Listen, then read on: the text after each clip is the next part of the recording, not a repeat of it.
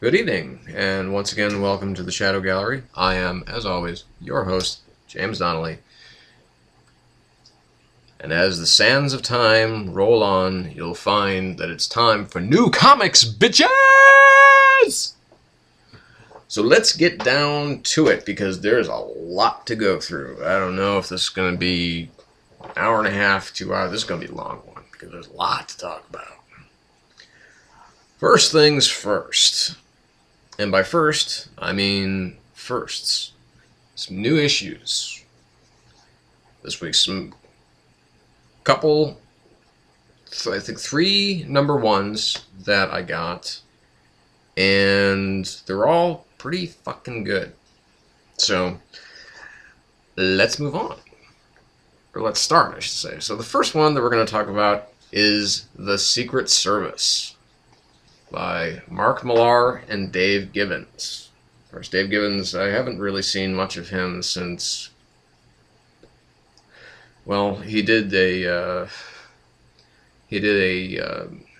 one of Garth Ennis's war stories, which was a great story, but haven't seen much of his work lately. Of course, Dave Gibbons being the co-creator of Watchmen. Now, this is it's written and created by, well, it's created by Millar, Gibbons, and director Matthew Vaughn, who has not done anything that I've liked until now. Of course, he directed Kick-Ass, he directed X-Men First Class, he directed Stardust, he directed Layer Cake. Haven't liked any of those films. In fact, downright loathed some of them. So, anyway, so Secret Service, basically we have the opening in Switzerland, which is this almost, kind of James Bondish, this meta James Bondish moment, if you will. Basically, this terror group, something like that, has or these mercenaries have kidnapped Mark Hamill. Yes, the Mark Hamill, Luke Skywalker. And they've kidnapped him, and an agent from the British Secret Service has come to rescue him, and is literally leaving a trail of bodies in his wake until it's one of those things where it's like, it's the perfect master spy type of thing until, of course, it all goes horribly, horribly, horribly wrong for everybody involved. And then we go back to South London, in which we find basically, these really low rent, just these, the very, some not the very poor, but the poverty-stricken family here. We've got the mother who is going to, we got the mother who just is a tart, I guess, if you will.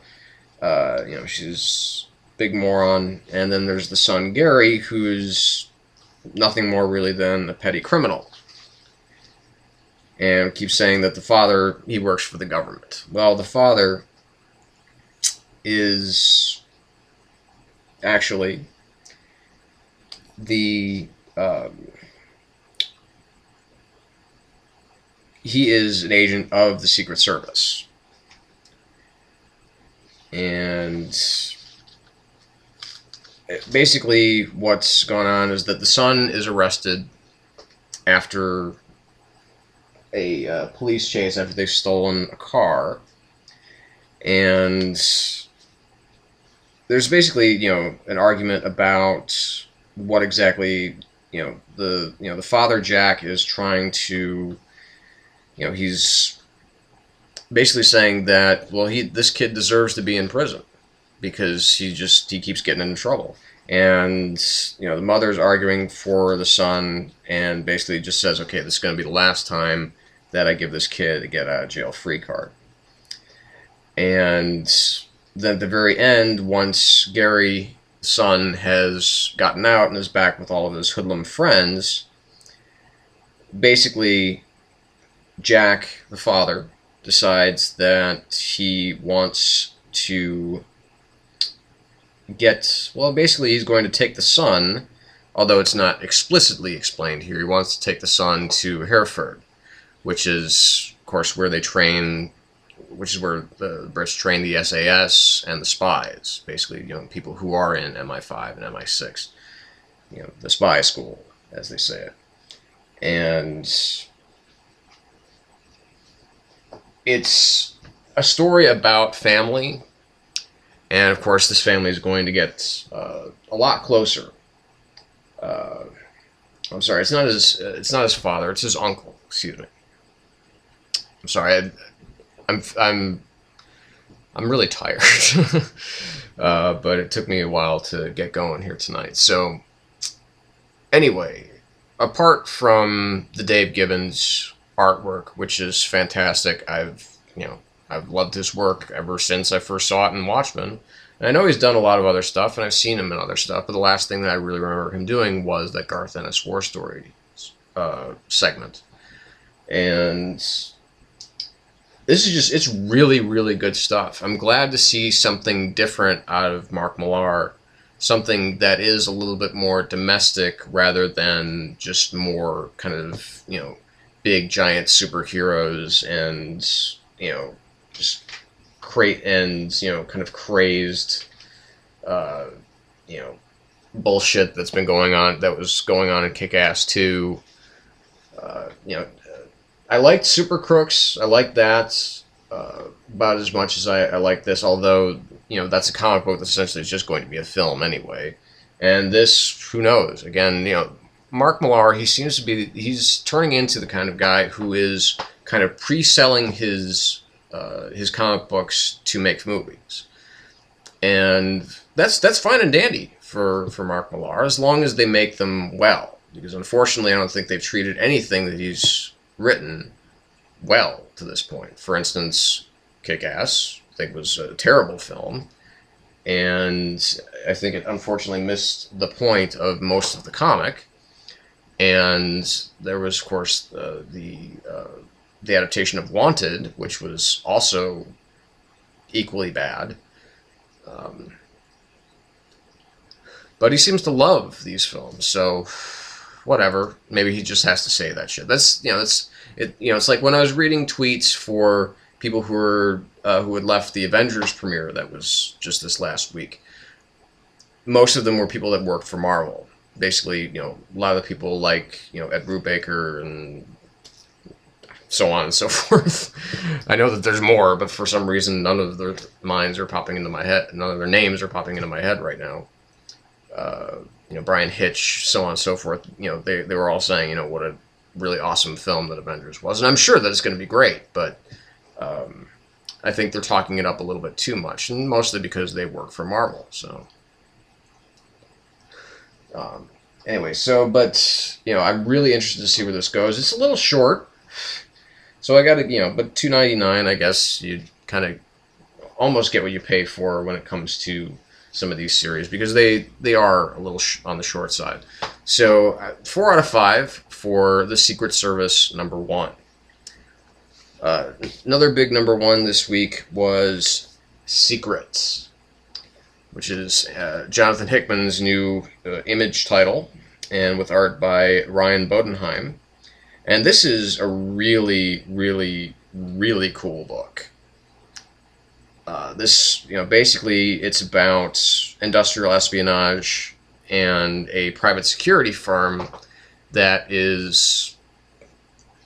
I'm going to simplify it a little bit, but they're kind of playing both sides, they're kind of, playing both sides against the middle. You got one element that's starting the industrial espionage, and the other side that is up to solving it. And, Hickman writes it very, very well. There's not a moment that feels rushed, forced, anything like that. It's not overly talky, even though, there's a lot of conversation in it. It's not overly talky. It doesn't seem like there's a lot of exposition, that's just being thrown at you. It seems like it's just a really well written comic. And the art by Bodenheim is extraordinary. It's really very good. And what's one of the things that is really cool about it is that Michael Garland, who does the colors for this book, and that's part of where this kind of artistry comes from, is that it's using a very monochromatic color scheme. There are some moments that are in black and white but everything else is surrounded by red. And it gives it kind of a Sin City-esque type of feel. And then some of the pages are entirely in green or yellow, or they're just grayscale. And then there's, and these particular colors, they seem to fit they seem to, follow through with these particular characters. So just this kind of, this world of, industrial espionage and so on and so forth. I mean, just the way it's kind of like, I remember seeing the film Metropolis. Giorgio Moroder, and I'm talking about the Fritz Lang Metropolis from 1926. Giorgio Moroder bought the rights to re-release it, and he did it with this whole new score and kind of pop songs and everything like that. And one of the other really brilliant things they did with the film is that they interspliced these color plates to help basically illuminate the mood of the scene, rather than just be entirely in black and white. And I actually adored that. I love that film. I have it on Blu-ray. I have that version on Blu-ray because it's terrific. It's tremendous. It's great work. So I really appreciate what everybody did with this book. So I mean, this was really just terrific. I loved it. So 4.5 out of 5, easy. So Hickman and his independent stuff. Now, I didn't read the entirety of the Red Wing, but I really did dig the first couple issues, but I just lost track, or it got out of my pull box and I just kind of forgot about it. And I feel that I need to revisit that. But of course, Manhattan Projects was amazing, the first issue of that, so I'm dying to see the second issue. So it's just again, really solid book. So I'm going to move on to some of the majors here for a little while. We're going to talk about Demon Knights, number 8. So this is basically kind of a he said, she said book based on, because it's the aftermath of the battle in Alba Sarum, and we have the assemblage of these heroes, if you can call them heroes. Vandal Savage, just being, I infiltrated and betrayed my enemies, bullshit. But, whatever. And you've got, but what really is at stake here is the story of Madame Xanadu and Etrigan, or Jason Blood, and how they got together.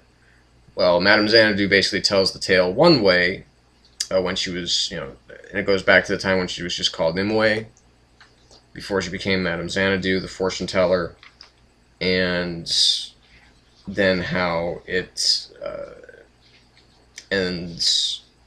how Jason Blood, it very much glosses over how Jason Blood becomes Etrigan, but that Etrigan was fused to Jason Blood via Merlin, and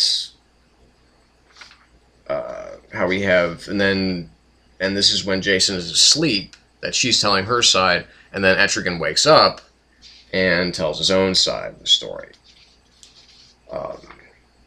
So again, I'm really, really, really interested in seeing exactly how this plays out, because there is a big kind of shock moment at the end. Demon Knights is just, it's a really, really good title of the New 52.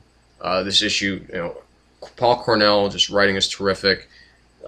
Diogenes Neves, and we've got Bernard Chang also doing the art in this particular issue. Just terrific stuff. Really good issue. 4 out of 5. Again, very solid writing, very solid art, very solid story. Really enjoying it. So we're going to be back, and we're going to talk more comics, okay? Because we got a long way to go. See you in a bit.